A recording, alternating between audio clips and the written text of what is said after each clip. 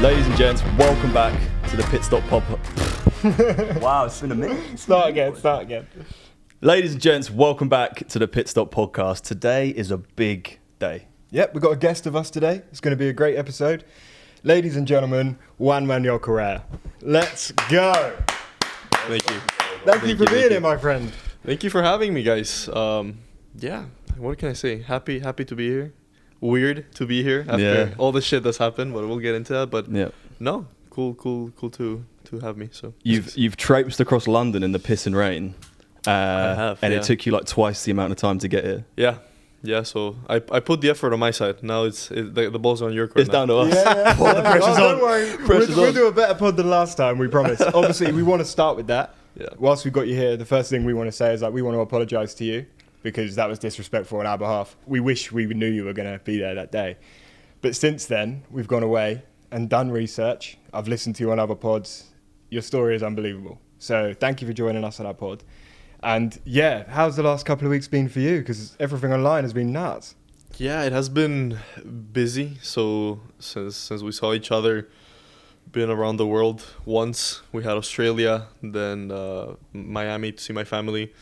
And then last week we were racing in Portugal for the WEC, and now I'm back here. So now I think it's gonna be the busiest part of the season. What was coming now? So we go to Baku next week, and but everything's good. Everything's good, and going back to what we were talking about before, I think there are some things that we should speak openly about what happened, and in a way. I get you guys. We've spoken about this privately. People don't know that, but you guys apologize. I don't think you have to apologize to me. It's more about how the culture nowadays is with social media and stuff. I think we're gonna get into it, but I just want to say don't it's all good. It was such a weird one, man, because the vibe in the room at the time was pretty chill. Yeah. I mean, obviously, I fucked my words completely. I completely minced my words up, but and it wasn't until like we put it live and then we saw everything kick off. We were like, oh no. Yeah. Obviously, we appreciate you saying that. We have a level of professionalism that we have to. There's thousands of other creators that would love to be in our position where we can interview people and go on these shows. So let's just do a better pod today. We've done our research. I want to take it straight back to the beginning of your career, because you're born in Ecuador, right? What is Ecuador like? Like, what's going to school like in Ecuador? I have no idea about Ecuador, man. So, do you know where it is on a map? South America. But okay. Like the kind of the northern part of South America. Yeah, so it's just, it's under Colombia. Small country, like 20 million people live there. And it's pretty nice, to be honest. Like, a bit dangerous, like South America. Not like as dangerous as Brazil, but you gotta be careful. But I had a great childhood, man. I was born in the capital, which is Quito. It's in the middle of the Andes Mountains. So like the capital itself is more than 2,000 meters above sea level, really, really high. And my childhood pretty much consisted of a lot of anything that had kind of wheels and an engine on it. So my dad was into motorcycles. My mom used to ride motorcycles with him. Mm-hmm. We used to go to my aunt's farm all the time. So I kind of grew up out in the wild in a way, and it was great. Yeah, it was great. So I'm a bit of outdoor guy. And then when I was 7 years old, my dad was racing rally at that point. Mm-hmm. So my dad was racing motorcycles in the beginning. Then my mom was like, okay, now you have a kid. You gotta stop with the motorcycles. So what kind of motorcycles? Was it like enduro, like cross, like motocross bikes? Motocross bikes, but you go on like cross country, like an enduro. So it's not on a track. Okay. It's not like motocross. Yeah. So he was doing like rallies on the bike, and then my mom was like, no, you gotta stop that. So he switched to the car. And then he started meeting people that were into motorsports in Ecuador. Obviously, a very small community, There's not a lot of people that do it. And that's how I got into it. So he took me to the track one day to try go-kart. And I was like, yeah, this is my thing. And before you were in a kart, though, you were doing motorcycles as well, right? I was, yeah. I started racing motocross at 4 or 5 years old. Wow. So I did that for a few years. I was pretty shit at it, to be honest. Was it when you moved to karts? Was it like, this is it? This is what, like, scrap the motorbikes? How can you tell? What was the difference? From what I remember, yeah, it was like that. Yeah, one's got 2 wheels, one's got 4. But yeah, apart from that, what's the difference? I just never felt like I was that good in the motorcycle. You know, I never really. I enjoyed it, but it was never kind of my thing. You know, the kart, on the other hand, it was like, yes, like this. I don't know. I just connected with it a lot more. I felt more comfortable, and I guess I early on I realized, like, yeah, I'm much better in this than I am in the motorcycle. Yeah.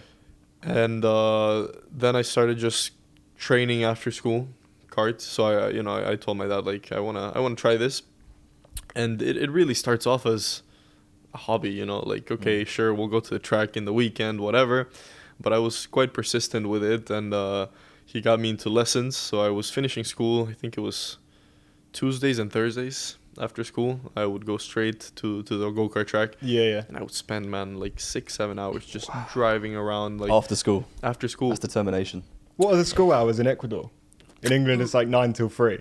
Yeah, same. Oh, same. Same. Oh, okay. Same. So I was literally getting picked up, going to the track, which was like an hour away, doing my homework on the car, because I would get home after training, like, I don't know, 8 or 9 p.m., so I had no time to do homework. So I would do my homework in the 1.5 hours I was in the car. And then I would just do laps and laps. And in the beginning, like, I had a great coach. He's a well-known driver in Ecuador. He used to race rally. And I think he raced in Europe as well. He did, like, the old Formula 2000, I think it was. I don't know, back in the early 2000s. And first month or so, he was just having me drive around the circle in the track, like literally a big oval, and he was like, we're not gonna stop doing the oval until you can do the whole thing flat, you know. Wow. Without lifting. Yeah. So that took me like a few weeks, just, and then finally he's like, okay, you can start doing some corners now. So then we go out into corners and everything. And 3 months later, I think, 3 months later, he was like, okay, you ready to do your first race? And how old are you here? I was 7. First race at 7 years old. Wow. My God. Yeah, it was like in the mini cadet, you know, little baby carts. I was just learning to walk at 7. Yeah. And finished 3rd in my first race. And then the rest just kind of escalated real quick. Like, by the end of the year, I think I was national champion. Yeah. I don't know if you've ever thought about it, but do you think there's something to be said for, you know, learning to drive? You say it's 2,000 meters above sea level? Yeah. So the air's thinner. Do you think that helped at all? With, like, no, I don't think it in go-kart especially makes no difference. Just the engine is a little bit slower because there's less oxygen. Yeah. But you know, in formulas, it does make a difference because of the downforce. But I don't think that. I was thinking like your health or like your fitness. That it helps. It does. Yeah. Yeah. So actually, yeah, when you train so high above sea level, your body creates more white blood cells, which are the ones that deal with oxygen. So they're able to extract more oxygen because you need to be more efficient with the oxygen since there's less oxygen up there.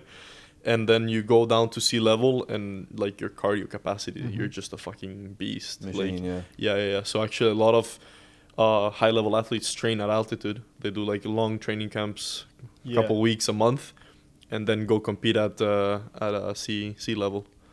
Because it helps, but I don't think that made a difference in my career, to be honest. Like, no, well, you never know. If that's where you're going, I don't think. We had a karter on here, Joshua Bagembe. He's young, he's doing amazing in England karting. I wonder what it's like over there, because he said here there's loads of like dodgy stuff going on with people having like really quick engines and that. Like in Ecuador, was there dodgy stuff going on? Oh yeah, man, but that's like karting. I mean, racing in general. Racing in general, isn't it? I love all this stuff because we don't know about it. There's always dodgy stuff. I think there's probably cheating or attempted cheating almost at every level. Wow. You know, I mean, there have been high profile cases in F1. You know, true. So imagine what they're doing in the other categories where there's the even less control. The more you know, you can get away with it, pretty much. Kind of. So yeah, I'm not gonna sit here and write you a list. But I know of people that were cheating when I was coming up in many different categories, and like everybody knows that. Like you can talk to all the drivers that were racing with us, and they knew like, yeah, this team is cheating. So you mean like just tampering with the car, like yeah, they would do different stuff like we don't have to talk about go-karts. No, I mean, I'm just trying to think exactly what it is they did, but you know, like adding stuff to the fuel. Yeah. Doing even like some people would like put like treatment on the tires, like chemicals to make the tires softer. Wow. Just having illegal things in the engine that are not easy to find, that sort of stuff. Yeah. Running under weight sometimes. Yeah. And then when you'd conquered Ecuador, you moved to Miami, right, with the family? Yeah, so when I was 11, my family decided to move out of Ecuador to Miami. Not for my racing, actually. So just Ecuador was getting a little bit dangerous. Miami was going to be better for my dad's work. So we moved there, and it ended up being sort of the best thing that could have happened to my career, because then I started racing in Miami. And that opened up the horizons for me. You know, it was a much higher level. More professional championships, more people to race against. And the progression in the USA was sort of similar of what it was in Ecuador for me. So it started from very local, small races, struggling a little bit in the beginning. Then quite quickly, I got very good. And eventually, I won the national championship in 2013 in the USA. So I started doing all the big races in the US. And 2013 is what became a pretty pivotal point in my career, because that same year I won the national championship in the US, and that gave me a ticket to go and do the Rotax World Championship in go-karts. Where is that? Is that Europe? Rotax? Usually it was in Europe. That year was the first time they did it in the USA. Oh, cool. And I was part of Team USA. That's handy for you then. Yeah, it was great. So when I moved to Miami, my dad is American. He was born in Miami. Yep. So I have the double nationality. So when I won the national championship in the USA that year, I was representing the USA when I got the ticket. So I was part of Team USA. Like I had the Star Spangled, colors. Yeah, it was pretty sick.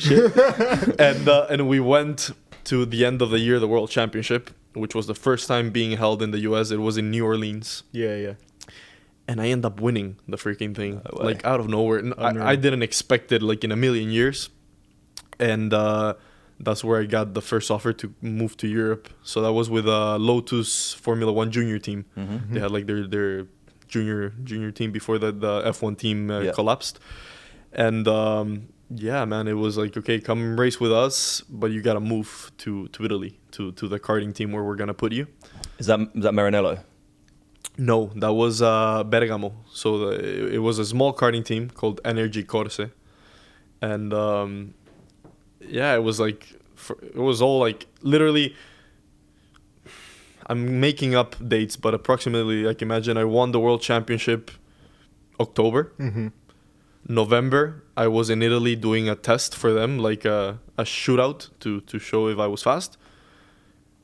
A week later, I got flown into London to drive to Enstone, where the F1 Lotus team was, where Renault is now. How old are you at this point? I'm 14.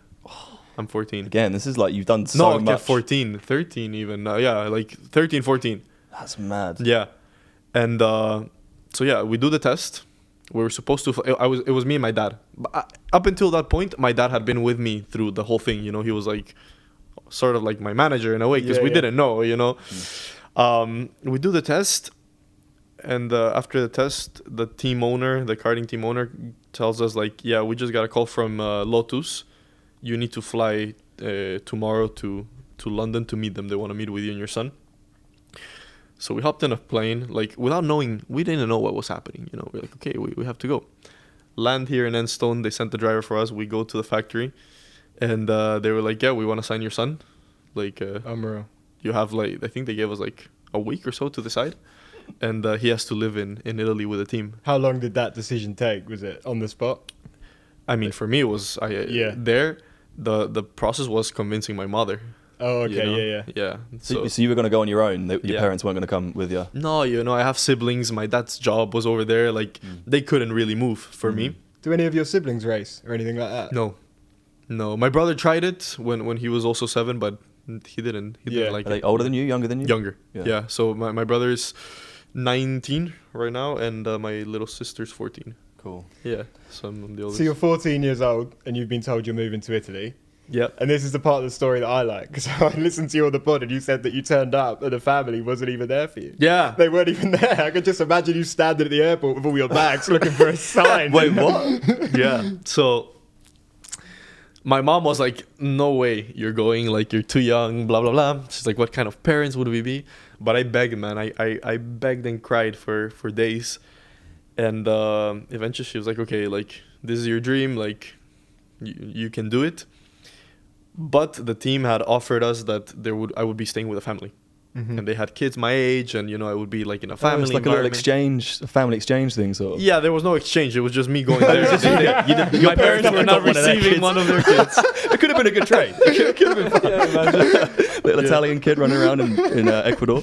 I do have a question before you go any further. At this point, or even now, still in F2, do you have like the choice to fly the flag for the States or for Ecuador?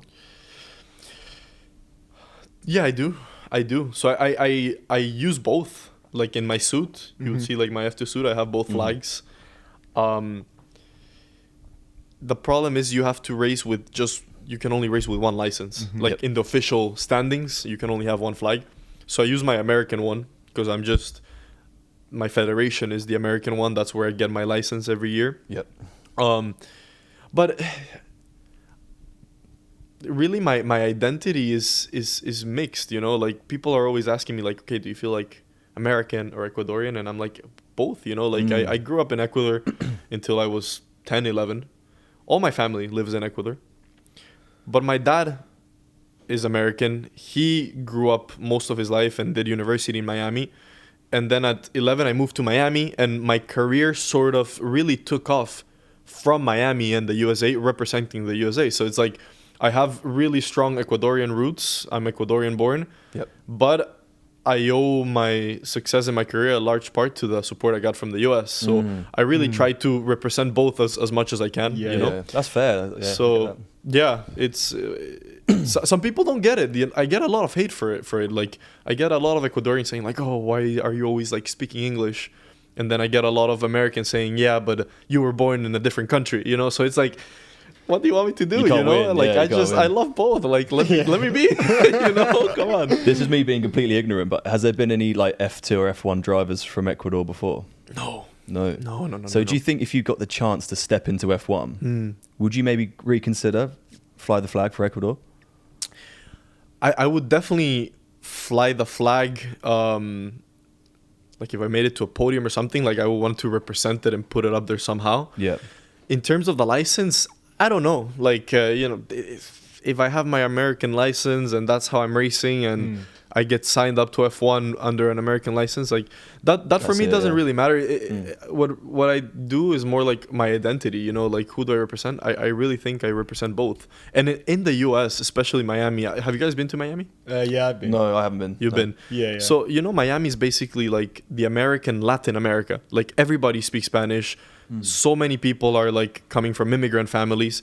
So I'm really like the perfect example of Miami, and in a way also like the American dream. We moved there, we did well. Me, in my case, like my career took off there. So I have the Ecuadorian roots, which I love and I'm very proud, and I will try to take them as far as possible. Yeah. But also I cannot forget that the US really gave me my break. Even right now, my biggest sponsor is an American company. So that's really important. So without either of them, I wouldn't be here. That's how, And you're wearing a pimpin' watch. Oh, you're gonna do a watch check? I want to get into the watch. So this is an Invicta.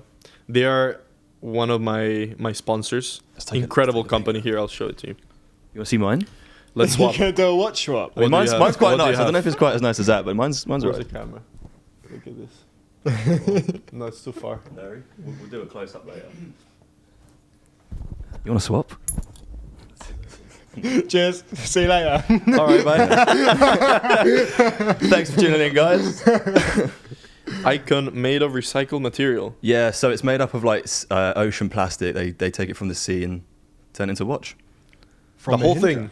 The whole thing, yeah. That is sick. Yeah. But this is nice. You get all the little things inside of it. Look at the back. So it's my watch. Like it's JM edition. Yeah. Limited. Mine's not. Mine hasn't got FB on the back. That's lovely, mate. That's really Pitstop. Nice. Thank you, brother. Yeah. So this is it's a Swiss brand that is now based in the USA. So actually their headquarters are like 45 minutes away from my house in Miami. And I started working with them what is it, like a year and a half ago with Invicta. Oh, man, we should also say, Frankie's in the room with us. Yeah, Frankie's here. Shout out Frankie. Let's go. Frank the man. Yeah. The cameraman goes everywhere, eh? He goes everywhere. People don't know it, but every time they see a picture of me, Frankie is behind. Well, Frankie films all your YouTube videos and stuff, right? Frank does everything. So, Frank and I met. So we go way back actually in Miami when I had just moved to Europe. I was still going back to Miami really often to see my family. And I had some friends from school because I did go to school in Miami for 3 years. And Frank had a lot of friends in common with me. So Miami, honestly, when you live there, you realize it's a pretty small city. Like everybody kind of knows each other in a way. And we actually met out partying really like a few times.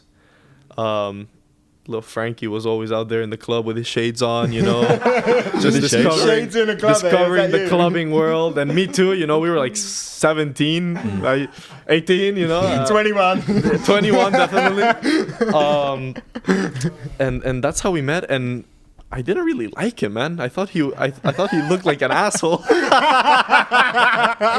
got anything to say back to that, Frankie? Yeah. No, he knows. I'm gonna admit I was an asshole. That's usually how the best relationships happen, isn't it? Yeah, he was always there with his shades on, you know, like full of like really pretty women, and I was like, who is this dickhead, you know? Like, and then I kind of, you know, we grew up, and I realized that he actually had a lot of friends in common with me, and I started seeing what he was doing. So he was getting into, he started with like fashion photography, and he was like directing videos, and he made one video in Miami with a drone over the buildings in Miami in downtown that went viral. It had, how many million views it had? Like, yeah. It was crazy. Like everybody in Miami had seen that video, and I was like, oh shit, like this Frankie guy, like that's pretty cool. And then when I had my accident, I got back to Miami to do my recovery, and I decided quite early on that I wanted to capture a lot of content on my recovery to possibly do like a documentary or even just to have it for myself. And I asked one of our friends in common to set up a meeting with him. And I basically told him, look, I want to capture content, work on a documentary. At that point, he was working, I don't know if I can say, he was working on the P. Diddy. You know P. Diddy? He was doing the documentary for P. Diddy. He was in that team. Holy shit. Yeah. That's mega. Yeah, that's sick. Fucking awesome. So I said, look, I know you're doing this type of stuff. Like, are you interested? Like, what do you think? And he was like, yeah, like, I love this story. He loves cars. He loves racing. And I was like, okay, what was it that I asked him? Like, What do you want? I was like, okay, but why do you want to do this? What do you want to get out of this? Because all at a coffee shop. yeah, is that a coffee? Because I'm a very direct guy. Like I'm like no BS. Like I said, okay, but you want to do it? He's like, yeah, it's awesome. I was like, why? What do you want to get out of this? He's like, I don't know. I just like the story. I was like, okay, like if that's the case, good, because like this is not like I'm not gonna pay you a fuckload of money. Like this is just do it if you really want to do it and if you actually are interested in the story. Because I wanted someone that was passionate about it like me, you know, and like could understand it the same way. They that know how to capture it better, I think. Exactly. If they understand it. Exactly. Involved. Yeah. With like through the lens of like passion and capturing the actual story instead of like thinking about dollar signs of like, oh, how are we gonna monetize and commercialize this? No, that's not what I wanted. Yeah.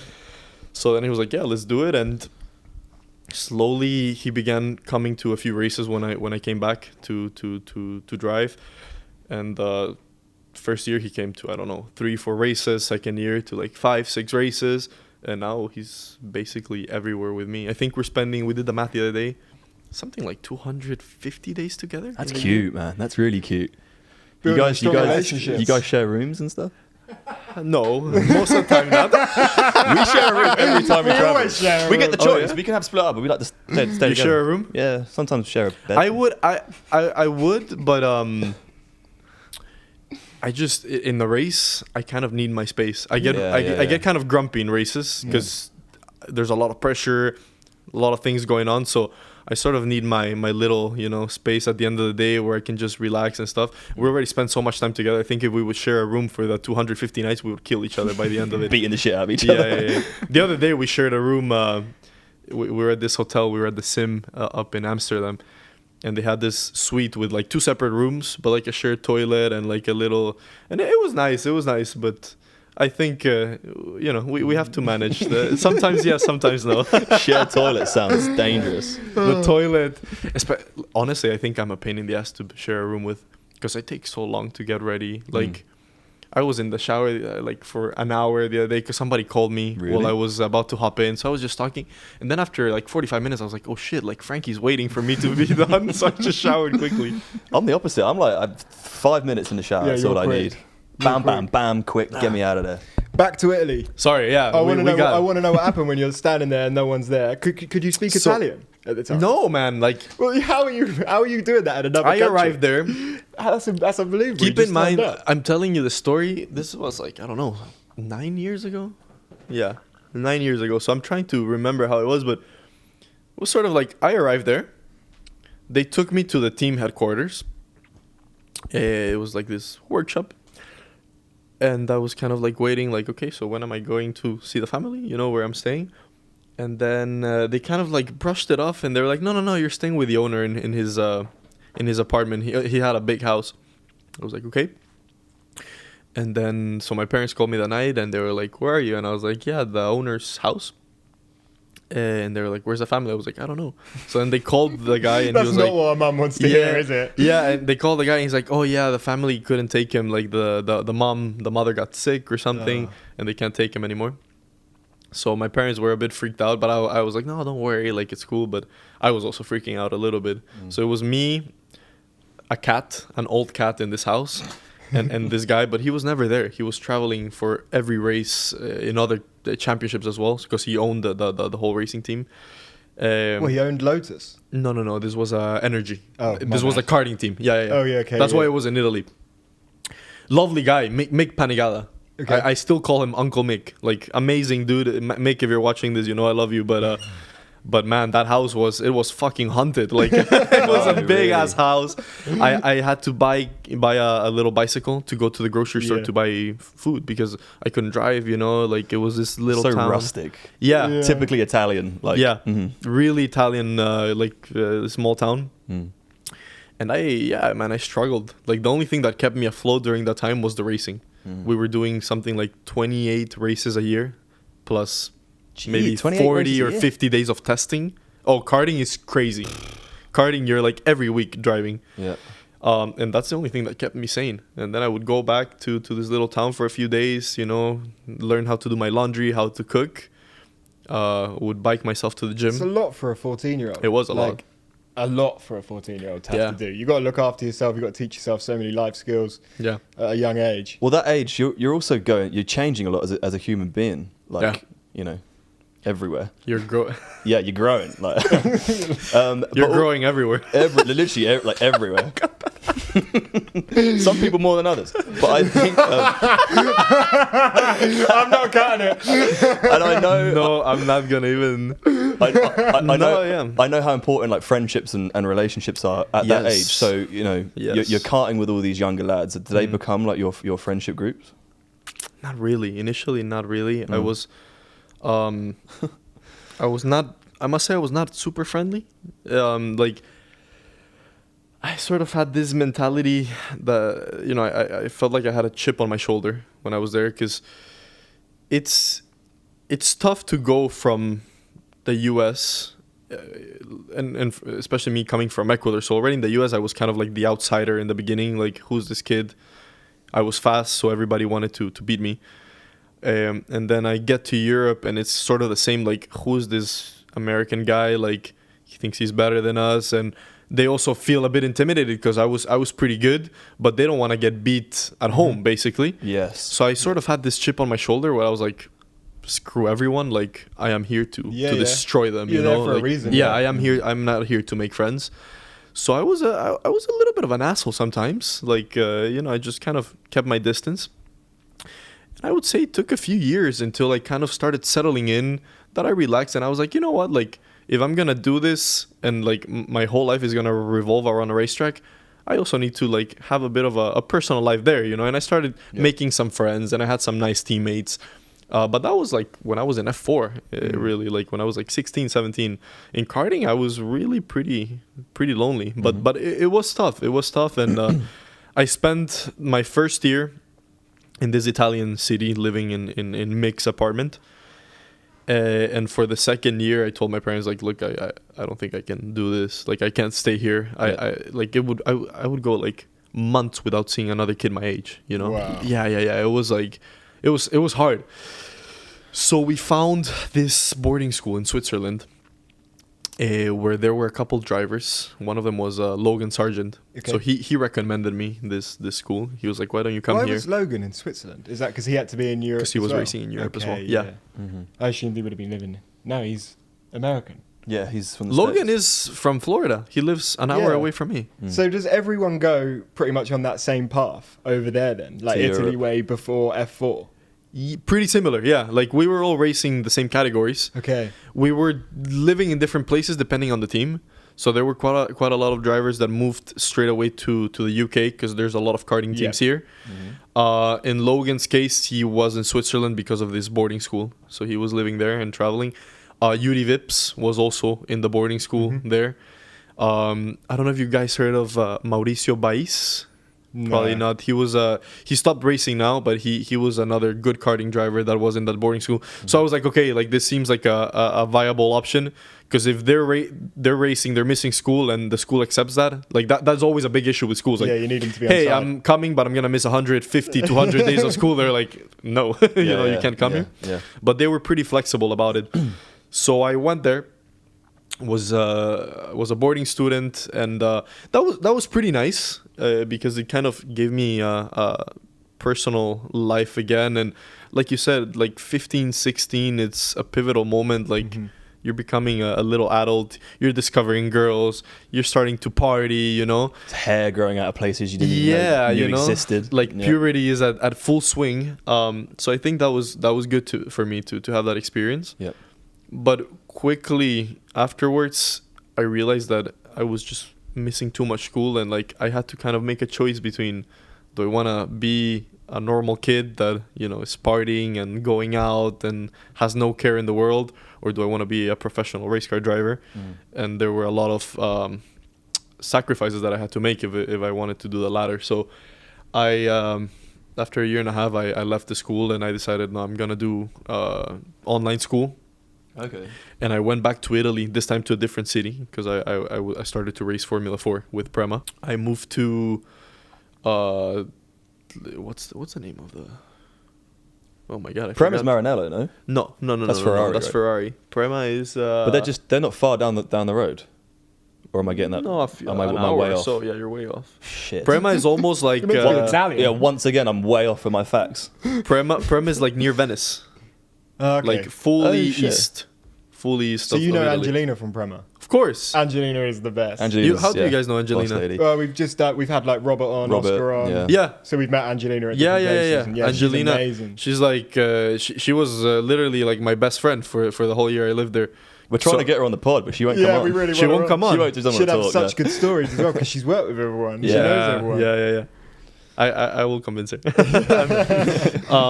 So yeah, I was living 5 minutes away from their house. She was obviously with René, and that was a good year for me. Like I had my first apartment by myself. So it was this little 1-bedroom. So you were 17, yeah? I was 16. 16, you had your own apartment in Italy. Yeah, that's cool. That is cool. That's a cool experience for a 16-year-old. Yeah, it was cool, but it was still the sort of the same issues as the first year, where I still couldn't drive a car. I had to bike to the grocery store. Like, you're very limited in what you can do, you know. But the racing kept me afloat because we were busy. Funny that you can't legally drive a road car at 16, but you're out there shredding it up at like 150 mile an hour. Yeah, that's weird. Everybody finds that's strange. It's probably for the best. I don't think 16-year-old me driving a road car, because you're in that age where you want to show off and you're a racing driver. But I get that. Yeah. Although in the US, you can drive at 15. Miami, 15 years old 15 with a permit. In the US? Yeah, but you have to have an adult next to you. Oh, okay. And you can drive any car. At 16, you get your full license. You can drive any car. That's crazy. Yeah. I wouldn't be trusted at 16 to drive a car. No. When did you pass? You were like... I was like 25. I didn't drive for years. Yeah, you've only just passed. I drove the year before I moved to London, and now I never use it. So wow. I was paying for a car that I never use, but yeah. You saw it downstairs. You have it? I didn't notice it. Yeah. Oh, it's that. It was the Ferrari next to you. That's yours. It's a nice color. Yeah. It suits you. Yeah. No, it was the Golf. You want to know a crazy story? Go. The day I got my permit, 15, the first car I drove on the road was a Porsche 918 Spider. Wow. Yeah. Why? How did you get that? Family friend. He was like, "Here, drive my car." I was like, "Okay," and he went with me. And man, I was like driving It's a highlight of trust. I think it's like a $2 million car. Yeah. Crazy. Wow. That's Miami. That's insane. cool. Yeah. And then what was that first season like at Prema in F4? First season started off good. Pretty good. So I was teammates with Mick Schumacher and Udi Vips. And then by mid-season, I don't know, something happened and it just started to go downhill. I started to struggle a little bit with the team, lack of, I think, communication. And then I think when you just start in formulas, the step is so big from karting to formulas that it's very easy to get lost. And I just kind of lost my way, to be honest. Driving wise, I lost a lot of confidence and I started to struggle. So then I stayed on for a second year, 2017, to try to build back up because I knew I had the potential. I was really quick in the beginning. But I still kind of kept struggling a bit with the team. And in the car, I was never really feeling comfortable. So mid-season 2017, I made the big step to GP3, in the middle of the season. So I arrived to GP3, the Spa race. Have never driven a car that was faster than an F4. And I just finished the season in GP3, trying to find my way around. So that was, it was fun, but it was hard. Yeah. Yeah, the GP3, you're going from a Formula 4 that is 160 horsepower or something to a GP3 that's 400 horsepower. Wow. 4 times more downforce. It's a big step. Yeah. So it took me some time to get comfortable there, and I stayed for a second season, GP3 2018, and that was a good year. I was with Genser, which was sort of a midfield team, but we were managing to be almost the second best after the ARTs. ART was really strong in GP3 back then, so we were always P6, P5, around that area. And it was a good year on me. That's a year I made a huge step driving wise, and I sort of started to regain my confidence back after Formula 4. And then for the year after 2019, I was supposed to stay in GP3, which GP3 was becoming F3.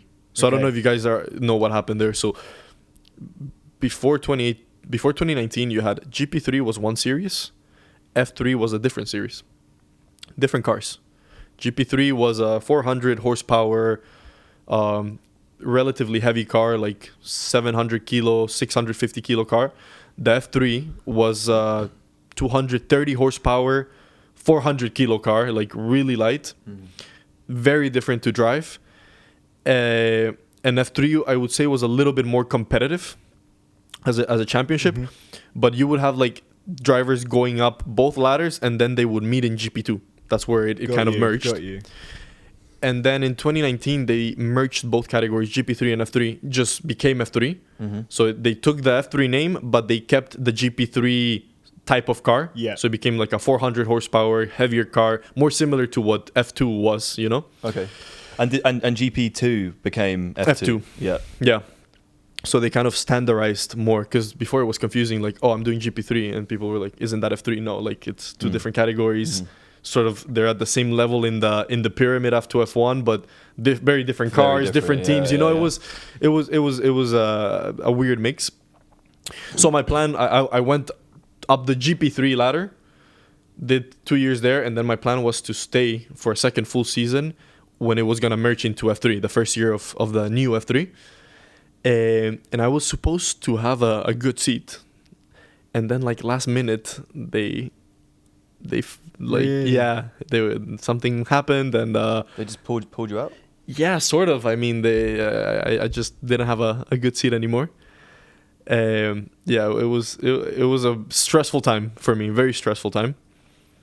And then I was like, me and my manager were like, okay, we either stay now in F3 again with like a midfield team once again, which I really didn't want to do, because you can get stuck if you stay in a midfield team for too long. It's easy to get stuck, and then you can never go to a top team and get the results. Yeah. You similar like F1, like you need to progress quickly and jump on the train when you can. Otherwise, it can be it's dangerous for your career. So I was like, I'm not staying another year in a midfield team. What about F2? But F2 was a bit crazy to think about at that point, because a year and a half ago I was in F4. So it was like big jump. Like one proper season in GP3, like 2018 I would say was the only full season I did there, because 2017 I was just driving around in the back trying to drive the car, but we were like, maybe it's our best option. So we started looking at teams in F2. There was not a lot of seats left. I was going to say, how available is that for you to step from F3 straight into F2 like that? Not easy, because I was coming from my first year in GP3 at a midfield team, so I had no wins. I was close to having podiums a few times. So I definitely had like a good enough year to have a good seat in that category the year after. Yeah. But then this thing happened with the seat that I thought I had. Yeah. And the other good teams were already taken. So we were too late. It's like between a rock and a hard place. Yes. Like, what do you do? So it was like, what do you do? And then in F2 there were obviously no good seats that were gonna take me. So we started looking at the better midfield team that we could find, and Charouz was a team that was sort of punching above its weight at that moment. They had really good people working in the team.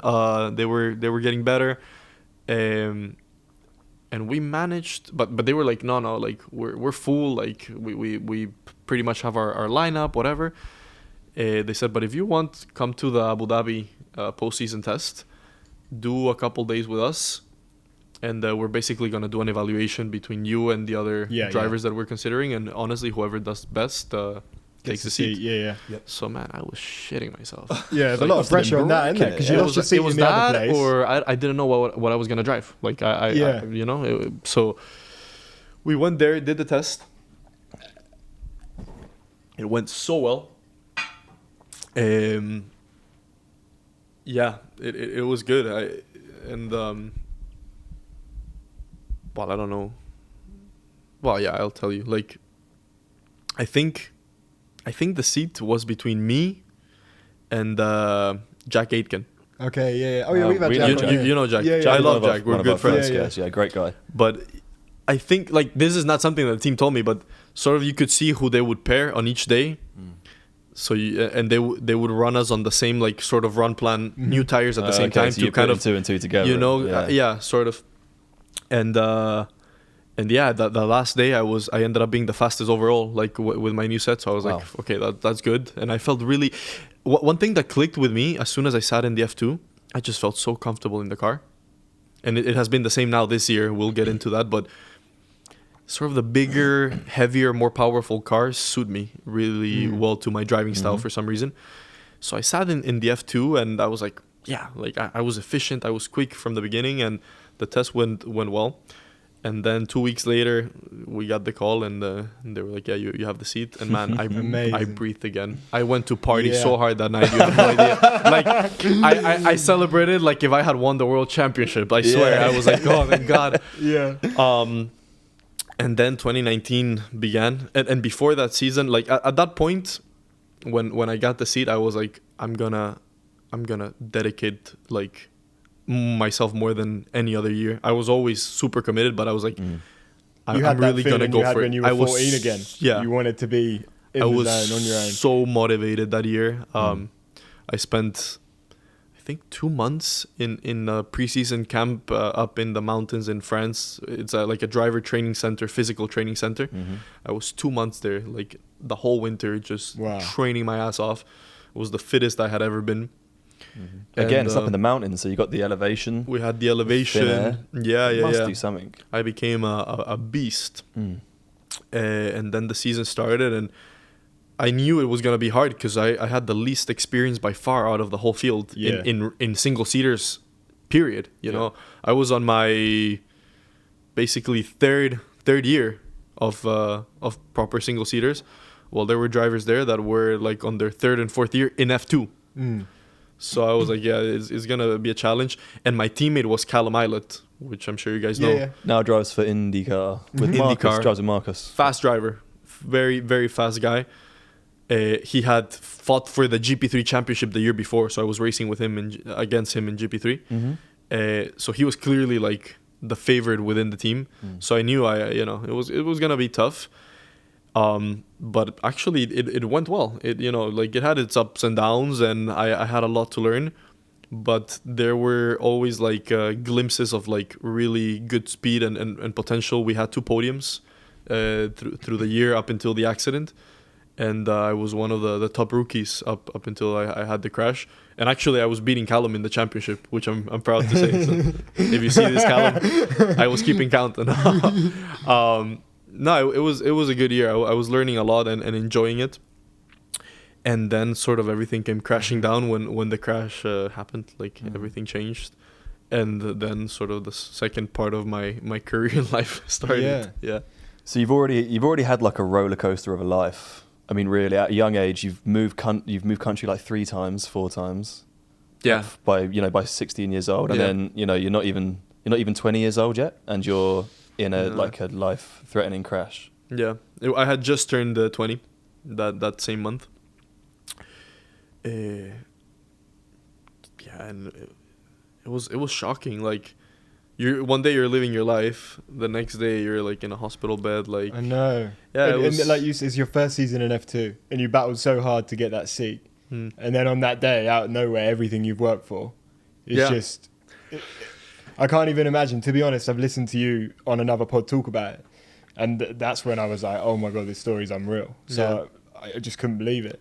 But there's a bit where you say, when the car does flip, you speak about climbing out of the halo, crawling out of the halo. And I just can't imagine that. Like, I just can't imagine on that day what that was like. Like, yeah, it was, I mean, it was just horrible. Like, just horrible. Everything about it was horrible. In the beginning, the day after in the hospital, like, I wasn't even thinking about my racing career. Like, that was secondary. It was more like, I found out Antoine had died, so it was like, holy shit. When did you find that out? I found out the next morning. When I woke up in the hospital. So, but you're still awake because I was awake through the whole thing. For the whole thing. So and the way you found out's horrendous as well. Yeah, so it just came out. I think I said it in a podcast or an interview. Yeah. A lot of people were talking about that on social media. Yeah, like my parents didn't want me to they wanted to be the ones to tell me. Yeah. So they told the hospital, don't say anything until we're back the next morning after his surgeries and stuff. And then I got woken up at like 7 a.m. by these people in like suits. And they were like, yeah, you have to sign this. They're like, we're with and again, this happened like, and I was so high on morphine, but like, they're like, yeah, we're with the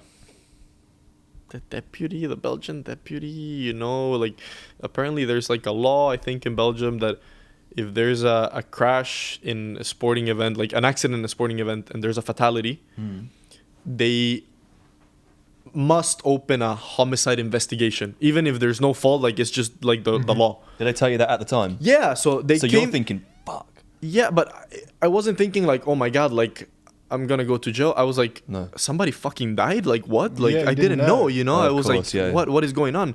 So they were like, yeah, just sign this. And I was like, what do I have to sign? And then I was reading like homicide, like fatality, and I was like, what happened? And then I found out, and I was like, holy shit. And man, I just broke down. Yeah. The hospital, I had to call my parents like to come, because I was like, I was in a bit of like a shock state. And then it all kind of came back to me from the crash the day before, like, oh yeah, I hit another car. Because everything had happened so quick that I didn't really process what had gone on. Yeah. So yeah, that was horrible. And then soon after, like, my lungs started collapsing, and then it was just like a roller coaster of like from bad to worse. And if you'd stayed in Belgium one more day, right? Yeah, you had to get to London. So they got me out of Belgium just in time, supposedly just to operate on my legs in London. But thank God we did that, because when I got to London, I think the day after or maybe that evening, my lungs collapsed and I went into the coma. And the machine, this is what my doctors told me, the machine that they put in London that kept me alive does not exist in Belgium. Like, they don't have that machine in Belgium. So I would have died in the hospital there. The bit that interested me about what I read online was that you were essentially given 2 options for surgery, and one was to amputate part of your foot, and the other one wasn't, and you obviously chose to not, and you made that decision. So it's crazy to me that they'd even give you that decision. I think anyone would want to try and save their foot, but if you had gone for the other option, you probably wouldn't be able to drive today. Yeah, so it's a bit more complicated than that, because I came out of the coma. My right leg still had open fractures, so you could see my bone. Like, I had literally like a hole in the side of the leg. Wow. So we had to do something quick, because it was an infection waiting to happen, and if an infection gets in there, you have to amputate the leg anyways, and it might end up killing you if it gets deep enough into your bloodstream. So really dangerous. The problem was that my lungs were still really, really sensitive. You know, I just came out of the coma. They recovered when I was in the coma, but they were not sure if my lungs could handle a surgery, because you know they put in ventilators and everything. So their reasoning was like, look, if we amputate the leg, it's gonna be a quick, like, I don't know, 2-3 hour surgery. We can do it properly. Also, the recovery is gonna be easier for you. Like, you'll be walking in a few months with a prosthetic leg, and you can go on with your life. Do you think they were kind of trying to sell you that route? Yes. Because it would be easier for them? Because it would have been easier for me, to be honest. Yeah. Just the recovering from it would have been easier. Yeah. And a lot less risky, because the other option was we can go in there and try to do a reconstructive surgery to save the leg. But it's going to take, they said, 10 hours of surgery. And we don't know if your lungs will survive 10 hours of ventilator. So they were like, we cannot guarantee that you're going to come out of the surgery. And if you do, and we salvage your leg somehow, your recovery is going to be so long and painful that you're going to probably end up wanting to amputate it anyways. So that for me, I was like, shit. So you're basically given like almost like a life or death situation again in the hospital. So yeah, it's basically cut your leg or risk dying in the surgery. And if you don't die in the surgery, deal with the consequences of years of rehab and pain. Yeah. So I was like, okay. Who's in the hospital with you at this point? You and your family? My mom and dad. So what support do you get away from like the team or F2? Like, how does that work in that scenario? None. You had none from the FIA? No. I mean, they did a great job to get me out of the track, extract me from the track, put me in a helicopter to the hospital in Belgium, and that was basically it. After that, the FIA, once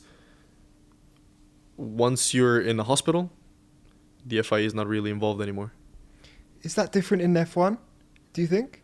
Or is that across the board? That seems crazy to me. I don't know. I think that's pretty similar. Really? That's like their procedure, yeah. Wow. Yeah. That's weird.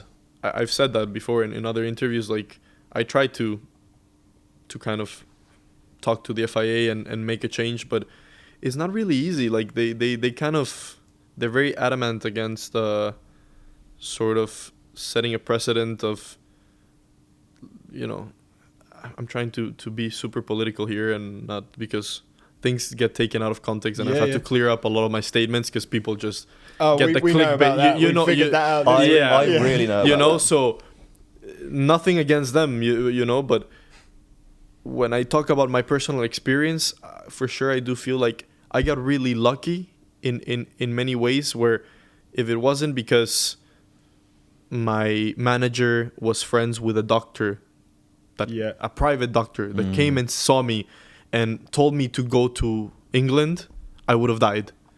If my dad didn't have the money to pay for a medical private airplane to take me to London, I would have died in Belgium. So there's a lot of things where I look back and I'm like, you know, if another guy is just there by himself in the hospital, he would have died in Belgium. Like that doesn't seem, it doesn't make that much sense to me, you know? You're a bit of a walking miracle. Yeah, no, really. If you see my medical situation, man, I dodged at least 3 bullets in the first 3 weeks I was in the hospital. Like the doctors, hopefully when our documentary comes out, you'll see the interviews. But like, they didn't think I was gonna make it. They really didn't. Yeah. I found it interesting. You said that you were having these dreams in hospital and you were visualizing things, like visualizing what things would be like in months in advance. Yeah. Like, do you still have dreams like that now and like think about things in your life and visualize things that happen? All the time. All the time. Yeah, I think that's sort of how my mind works. I'll tell you a funny one. So I just started playing golf with Frank. Yeah, I've seen. Are you any good at golf? I'm still terrible, but I think I'm pretty good considering I've played for like 3 months. 3 months. Yeah. What's your handicap? Do you have a handicap yet? I just got my handicap. It's 39. Okay. 39. What were we playing off? We were like 30 something. No, we went to a golf tournament and there was loads of pros there. And like we entered in pro golf tournament is me and Jake. We didn't know what to give as a handicap because we'd never played. We ended up handicap high. Well, we said 28. We said 28, didn't we? 28. I don't know what it was, but yeah. So I'm 39. So I mean, I've played maybe like 5 times. Yeah. You know. Yeah. But I'm trying to get like into the 20s. Low 20s by the end of the year, I think is possible. Yeah. But going back to the point, I dream about golf sometimes. I dream about races. Like I was telling him in Portimao, Saturday night before the race, I was dreaming about the race and I was like doing my stints in my dreams, and I had a realization that there was a procedure that we could do better in terms of when we were calling the fuel, like in my dream. Holy shit. And I woke up 4 a.m. That's crazy. And I texted my engineer and I was like, we can do this, like it's gonna help, you know, to make the next stint better for the other driver. He was like, fuck, that's a good idea, thanks. And then I went back to sleep. Bro, that's the angels, mate. But it happens every time to me. Yeah, Wow. yeah, it happens every time. Wow. Or like sometimes I do things in my dreams, and then it happens exactly the same in real life. So the visualization helps me a lot. That's insane. You know? Yeah. So I'm really good at sort of taking in information, sleeping on it, and then the next day I'll be like quite efficient with it. I think that's one of my biggest strengths, and it helps me in racing. Yeah. But going back to the hospital, yeah, I would have dreams of where I would be a few months from down the road. So in the beginning, you know, I was there like in a bed laying, couldn't move my legs, pain everywhere. And when you spend long enough in that state, you forget what it feels like to walk, what it feels like to stand up. It's crazy, you know, things that right now you and I, we take for granted and we don't even think about it. You forget and you start really tripping out in your mind like, oh my God, like what did it feel like to walk before, you know? Yeah. So also with the medical stuff I had, the injuries, the doctors had no idea how I was going to come out. They had no idea if I was going to be able to walk again with no pain, if my ankle was going to have any movement at all, if we were going to end up having to amputate the leg. You know, it was all like unknown. Let's just hope for the best. But in my mind, I started having these dreams of, oh, I know like in a couple months I'll be able to walk with crutches. And I would tell the doctors that, and they were like, no, like you're dreaming, like it's way too soon. It's going to take at least 3 times more. And everything ended up happening exactly at the time I had dreamt and like I had visualized. And that was pretty cool. knew. So a couple months later, I was in crutches, and I was like, holy shit, like you're going so fast. And then I would start having dreams of like having my first steps with no aid. And, I would tell the doctor, and they're like, no, it's going to take a lot longer. But it was exactly when I expected it. So I sort of like prepared in my mind each step of the way. And that helped me a lot. A lot of that's a credit to you as well, though, because that's dreams, but it's also having the strength inside you to put yourself through that and get to where you want to be. Like, it's a mental you've got a really strength. strong mindset. Definitely mental. I mean, that's the first thing that James Harvey Blair said to us. You're like the most emotionally stable. I don't know if that's intelligent. Right. Emotionally intelligent person he knows. He said that. He said that. That was about nice. you. Yeah. Oh, thanks, James. But it does. I guess going through stuff like that, it does build your character. And like 100%. watching videos of you before the crash. I mean, I know you're a fair bit younger anyway, but you like a different person now. For sure, yeah, it changed me a lot. I think I always had a good personality, and I was always mature for my age, and I want to say like smart, kind of how I was raised. I had to work hard for everything. So I was a good kid, but going through this, it kind of gave me perspective that I feel like many people don't get in their entire lives, or only when they're 80, 90 and they know they're gonna die soon, and that's a really powerful thing. It's a really powerful thing to like have that like big picture view of the world, go through an experience that puts everything into perspective. Because I tap into that almost on a daily basis, like with little stuff, like where I'm like, that's not even relevant. Like, I'm not gonna let my day be ruined by that. Like, I always have a good picture of a good perspective on the big picture and what's important. I was gonna tell you guys something interesting. I just forgot. What was it? Take your time. We'll have a dream story. Before you go into that, I'm literally just gonna move this down a bit because it's like. Is it in my face? On the camera, yeah. I'm gonna take a piss. Yes, mate. Drinking a lot of water. Actually, so am I. Actually, so am I. Toilet break. Piss break. Are we going together? One of the hardest things in the beginning. So you have the crash. You can't walk. You've been laying in a hospital bed for months. And there's this uncertainty of like, will I ever be able to walk again? Like, all of a sudden you're looking at people like walking around, and like you start getting emotional. Like I never appreciated that before, that sort of stuff. And the weird thing was, initially my dreams, I had such a conflict in my mind that in my dreams I would sort of walk, but I couldn't walk. And my brain was still trying to digest if like I should dream in which state I would be in my dreams. You know what I mean? Would I be in a wheelchair in my dreams? Would I be with crutches? Or would I be walking? Like, my brain was so conflicted, man. And that psychologically ate me alive for the first few weeks. It was horrible. Wow. Yeah, and then slowly you can see the progress as you start to cope and deal with the trauma mentally. Your brain starts kind of like relaxing and accepting the new version of yourself, and you see that in your dreams. Really, really interesting. Like, I learned so much about myself. Yeah, like, it's crazy how the mind works. Yeah, it's really That's crazy. Nuts. You smashed rehabilitation and got through it a lot quicker than the doctors thought you would. And now you're back racing. Yeah, because when you went for that seat, right, that you told them you'd be ready and they didn't believe you. Is that right? Yeah. I love that. I went to the second. Was it the second year anniversary? No, it was the first year anniversary of the crash in Spa. Yeah, damn, that was quick. First year anniversary of the crash. Was there for the event. We did a tribute to Antoine. It was very emotional. I met with his mother, and then I had already the plan in my mind that I was going to be racing the next season, but I was in a wheelchair. Like, I had still the external fixator. I looked real rough, and I was talking to Seb Philippe from ART, and I think I may have seen these photos. Was Robert Schwartzman pushing you around the track?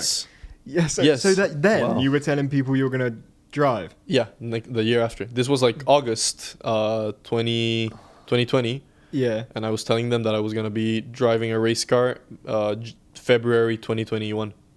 Wow. So people thought I was crazy. Wow. Yeah. And I spoke to Seb Philippe from ART, and he was like, yeah, that's cool, like, but let's talk in a year's time, because he thought I was talking about 2022. Yeah.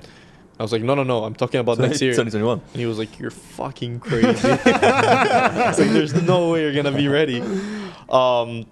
So I said, meet me in Paris for a coffee, and I will show you why I will be ready.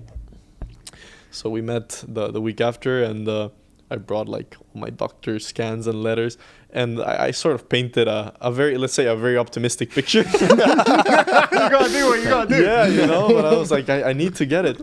And I you know, the guy believed me. Like he knew there was a high chance that I wasn't really gonna be ready. But he saw the fire. But he saw the fire in me, and I was like, I really think it's gonna be possible. I said, it's not gonna be easy, but I think it's possible. So he gave me the seed, man, and then I went back to Miami. I told my doctors, like, okay, I have to be in a car in 6 months. No, less, like 4 months. They were like, you're fucking crazy. They're like, how? I was like, I don't know, figure it out. Like, so they put a metal inside the bone and took out the external ones, so that at least I could fit in the car. Yeah. Wow. And I did my first test February 2021. What was that like, getting back in the car? Was it really hard? Like, were you still in pain then? Were you like hiding any pain? Yeah, So people I mean, didn't know. I was walking up to the car in crutches. I still couldn't walk by myself. What? And then you're driving a race? Yeah. And is it your braking foot? Or is No, it it's the accelerator. One. Thank God. I mean, both got destroyed. Yeah. But the worst one was the right ankle. So yeah, I cannot put a lot of pressure there. Like, I wouldn't be able to brake with my right foot in a race car. It's Even now? too hard. Even now. Like, I have pain like all day, every day. Really? Yeah. And you have a brace on your ankle now, right? It's not a brace. It's a piece of meat. That's your actual leg. Yeah. Wait, pull your jeans up. You want to see it? I want to see that shit. Yes. So I thought you were wearing a fucking one of those No, brace mate. things. this is a piece of my thigh that they had to put there. Wow. It's called a free flap. Holy shit. Yeah. Can we show that on the camera? Yeah, Do you for mind? sure. No, it's. I mean, We'll get the shots after. We'll do it afterwards. We'll do it after. But so basically, what happened is the bone exploded out that way. I had a hole here. You could see everything up to the bone. So then they took a piece of meat, literally from my thigh, and put it there. So this comes from here. And that's there forever? Yeah. Yeah. Wow. So it's just to cover that, and I have no feeling like it. now. Wow. Let me put it in. Yeah. Wow. That's absolutely insane. And the other leg? And the other leg was not that bad. So the bones, it was also like an exposed fracture. So the tibia came out through the side. But they put it together. They put a titanium metal through it so that it would heal. The biggest issue I have with this leg is that I had a lot of nerve damage in the bottom of my foot from the actual impact. So in the beginning, I had really bad hypersensitivity. So you would touch the bottom of my foot just with your finger, and it would feel like you were stabbing me. Oh. So I had to train like my nerves by like touching harder and harder surfaces like all day, like kind of rubbing something against it to desensitize it. And then it has a lot of structural damage. Like I broke every bone in the foot. So some things like healed not fully straight. So I also don't have so much movement in my ankle. I can move the foot side to side like that. We don't know why. Something got fused when it broke. My tendons are fully shortened. So my toes were like this. Like it's called the claw toes. Claw toe, yeah. So they had to put metals through the middle of the toes. So they're like fused. Wow. So Intricate they hurt a procedure, bit. yeah. It's all, it's pretty, it's pretty uncomfortable still. I can't believe to hear all this, and you're racing again now.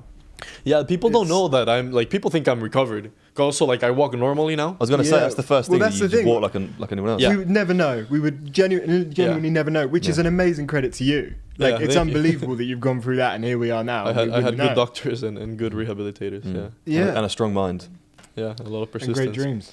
Yeah. So yeah, people don't. They're like, oh, it's so great, you're recovered. Like, when are we going for a run? I'm like, yeah, never. Shit, well, I haven't got an excuse. I hate running. Yeah, hey, Run while you can, man. I wish I could go for a run. Honestly, that shit inspires me. I will will go run tomorrow. I genuinely will. I will, and I'll film it and I'll send it to you. Yeah, good. So yeah, it's just it is what it is. You know, glass half full, glass half empty. Depends how you see it. Mm-hmm. And where are you right now then? So you've got F2 and you're in WEC. So you're racing in 2 different things. Is that right? Double program. And how does that work? Because don't some of them cross? Yeah. So my main program is F2. I do all the F2, and I do 4 out of 7 WEC races. Okay. So that just came about last year, because I'm rated as a silver driver. After the crash, I was out for 2 years, so they downgraded me to silver, which I don't know if you know about endurance. What that means, no. So endurance, you have driver ratings, platinum, gold. Those are professionals, platinum and gold. Then you have silver, which is like semi-professional. And then bronze, which is amateur. And in WEC, in the LMP2 category, each team needs to have at least 1 silver, and then they can have platinums and golds. Mm-hmm. So silver drivers are very sought after if you're a fast silver. They like you because you're the one that makes the difference. Within the professionals, like everybody's quite tight in terms of performance. So yeah, this opportunity came because obviously I'm pretty good silver, and I did it last year, and I quite enjoyed it, and I did well, and the team was like, come again this year and do a few races with us. So I'm loving it. It's pretty cool, and I love driving, so the more the merrier for me. And you're driving with Prema in WC. So I'm back with Prema. That's cool. That's really cool. It is. Yeah. Wow. Well, I'm hoping you are quick, Juan, because we have a simulator over here. Yeah, it's time for you to set your Pitstop Fastest Lap. Yeah, the leaderboard's growing, mate. The leaderboard's growing. Okay. We've got Piastri at the top, Behrman second, Dragovic third, Matt Gallagher, Tom Bellingham, and then Mikey Brown. So how far is Matt? Matt's done all right. Matt's a 106.2. That's 3/10 off from Oscar. And Matt thinks he could have done a lot quicker. Yeah. Look at you, man. Just to let you know, bro, that the pedals are a bit fucked. They move around a little bit. What game is it? F1? F1 22. Oh, God. Yeah. Okay. It's Austria. What track? Austria Red Bull Ring. Okay. Whatever assists you want, but I assume you're pretty good. I don't know. I haven't played this game since the pandemic. Really? So okay. Well, you get you give me whatever. You can have as many practice laps as you want. You can have like practice laps. You can have some practice laps. Yeah. Okay. I thought it was like just one flying lap straight in. You can get some practice laps in. Okay, cool. Okay, let's do it. Let's crack on with that. Let's do it, man. Here we are, lights out and away we go. JM Correa about to do the Pitstop Fastest Lap. Steering. There it comes back. I'll let that slide. I was in. He was here. I was in. Always here, look. There he is. It's all about the exit in real life. Yeah. Oh, that was the one. Yeah, that was tasty, bro. That was fucking tasty. That was nice. Hold it together. Oh, I see a purple sector in the middle there. I can see a purple sector. Yeah, right. It's looking good. Oh! I was in. Yeah, you can have it. Yeah, I reckon that's the lap. Let's go. Show it to me. Show it to me. We gotta reveal that shit. Last sector. You were flying. There was a purple in there. There was a purple sector. You need the mic. You fucking saw it. I did it. I swear to God. A big smile on your face now. I think I saw a 5, so I think that's good. Did I see a 5? I ain't saying nothing. JM, you had a good few laps there. Right, yes. bro. I think I sort of put it together there at the end. You feel confident at the end there? I mean, I think I could have done better, but it was a clean lap. Just Looking at the leaderboard, where do you think you may have come? Honestly, considering how many times I've played this game, which is maybe twice, if I'm like in the top 5, I just want to beat Matt. Like if I'm in front of the YouTubers, I'll take it. Well, you can be happy, my friend, because you beat a Matt. Okay, good. Yes. That's good. You got a 106.172. Okay. Just behind Felipe. I'll take it. Bro, let's go. All right. Let's go. Thank you. Yeah. That's a Not decent. bad. That's a Not decent bad. time. Take that, Matt. Take that. Fuck you, Matt. Yeah, fuck you. Well, there we go. You're on the leaderboard with a 106.172. Thank you very much for participating in the Pitstop Fastest Lap. Thank you. But just so you guys know, I'm doing some more laps before I leave until I beat Oscar. You beat Matt. I'll take. Yeah, if I was behind Matt, I would have been a bit disappointed. Although he does play this game a lot. Yeah. So, oh yeah, you know he would have practiced for it. For sure, he practiced. For sure. No, it's okay. But I was telling you guys, I think we should talk more about what happened, because I feel like, and I'm trying to be very politically correct here, you know, and it's one of the things I told you guys after it all went down. Like, for sure, yeah. You guys haven't been, I would say, like, in the spotlight for that long. How long ago did you start a podcast? Like, a year ago. A year ago? Yeah. Right. So social media can be your best and worst friend, you know? It's great. It's kind of something we all have to do now, even us as drivers. We need to be active in social media. Our partners, our sponsors want that. It's good for the teams. But I've learned the hard way as well, like in what you should and shouldn't do in social media and what you can and can't say. And I'm sure I will say things in the future that people are gonna give me shit about. And you know, it's a bit of it's a very toxic environment, and that is the main reason why I wanted to come on the pod with you guys and speak about it, was because I felt you know, things were said that in the moment I never took any offense to it. Looking back at it, yeah, like, definitely the way you guys said things came across in the wrong way. But that is the problem when you're putting yourself out in the public eye. Anything you say can be taken in the wrong way. And in my case, like I told you guys, there was never any hard feelings. I know how you meant those things when you said them. Well, that's what I wanted to clear out. I wanted you to know that there was never that intention. But that was clear. I mean, we had dinner afterwards that night, you know, so it's not I was not thinking, when me and Frankie started seeing all the stuff go down, we were like, what the hell? Like, we were so confused.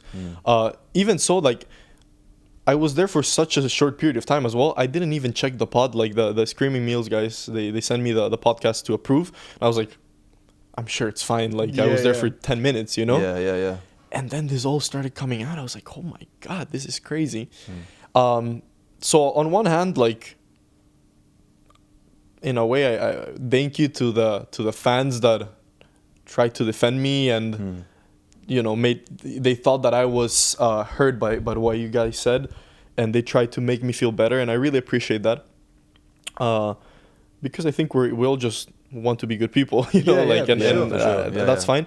But on the other hand, I did feel like I was being victimized for something that I never said, that I felt attacked, you know. And it's what I told you guys. I think you guys are going to learn a lot from this.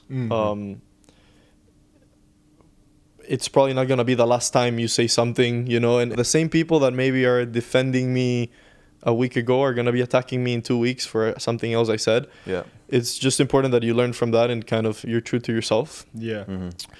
And I think one message I would have for all our fans and the people that follow us is we're humans. We make mistakes just like they do, you know, and sometimes I think they forget that, and we're also like just being put in the spot. Sometimes we say things that we don't really mean. Yep. And I really personally don't like this cancel culture. Well, I appreciate you being here, mate. No, but it's not about, you're welcome, but I don't think you need to thank me. Like, I wanted to come because I think everybody deserves to be given a second chance. And like, you know, we spoke about it. I told you it's all good. Like, I get you, but I felt it was also my responsibility if people are sort of defending me and attacking you guys. And I know it got pretty bad, you know, with the attacks against you. I feel like that's sort of my responsibility to come in here and like clear the air and like just speak about it openly, you know, because if we can't do that, then what are we even doing? And that's always been sort of my approach to social media, is like just be as much myself as I can. Yeah. And what people like is fine. And I can't appreciate you saying that more. I think, it's clear to me that I've offended people at home. My main priority was to make sure that you were good, and we cleared that up like the next day. Like, everything was sweet. Everyone in the room felt cool. I didn't want to offend anyone in the actual sport, so I've spoken to people in F1 and F2 just to try and wrap my head around it, because this is like the first time that I've personally been in this situation before, so didn't really know how to handle it. I was just like, what the fuck is happening? So yeah, it's nice to hear it from you that everything's all good, and yeah, I just hope the people at home can give us a second chance. I hope so. I think they will. And I get them as well. You know, like for sure, if you're a fan and you know they look up to us, they look up to you guys, and you know you have a big platform. You got to be really conscious about who you're reaching, you know, and the impact that might have, because most of the time is bigger than what you would expect. Than what you think. That's happened to me a lot, especially the last few years. Sometimes I think, like nobody really cares about what I say, what I do, so it doesn't really matter. And then almost every day I get like a message like, oh my God, like I just saw a podcast, you're so inspiring, your story's so cool. And I'm like, wow, like it really reaches a lot of people. Like I have to be conscious, you know, like there's little kids that look up to me, you know, so you just kind of have to always keep that in the back of your mind. And I know what you guys said was not meant in that way. We love our fans. We wouldn't be here if it wasn't for fans that wake up and look at our races at 4 a.m. And cheer us on. So I just want to give a big shout out to them. For sure. I think one of the things I've learned from this whole thing is maybe I'm gonna make an active effort to go on more smaller podcasts. Like I saw a lot of comments about girls saying that, like, why have you guys gotten this opportunity while other people can't have any big guests? And I was thinking, you know, maybe it would be cool if I go on a few podcasts and like give them a chance to great. Like be known and that sort of stuff. I was never really aware of that, you know. There's so many things happening all the time in our lives that we're not really being inconsiderate. It's just like we're not aware of that. So and I definitely got a reminder of like how much people care about our races and are following us, so that was pretty cool. So yeah, I hope with time will heal for you guys, and I think you'll be all right. Thank you, brother. I think that'd be great for you to go on and do that. You got such an interesting story, and so you just need to spread it as far as you can. People need to hear it, and it's inspiring. I feel totally inspired. It's unbelievably inspiring. Thank you so much for coming on here. Thank you for giving us the time of day and, you know, talking about everything that happened. Like, you live and you learn, man. You live and learn. What's on the internet? Stays on the internet. Stays on the internet. We all have some skeletons there, don't worry. JM, thank you so much for joining us on the podcast. Thank you, guys. It's been a pleasure. Before I go, I brought you a little gift. Frankie, pass me the little Let's hats. go. The other two. Yeah. So we're coming out with a merch line. Next week, wow. So these are our pre-production samples. Thank you very much. This shirt I'm wearing, that's my helmet. It's like a hologram. That's cool as shit. Look at the shirt Frankie has. Come here, show it on the camera. Ooh. Look how Bend down a bit more. Oh. Yeah, that's cool. That's sick. Yeah. So, we're going to do a little limited drop next week while we're in Baku, see how it goes. First time I've ever had any merch. So, the people want it, the people get it. Well, I had a dream last night that you were bringing us merch.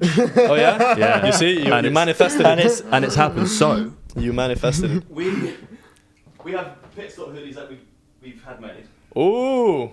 And this is like a 1 of 1 red. And considering you're driving for Prema WC, this is yours, my friend. Thank you very much. Pitstop hoodie.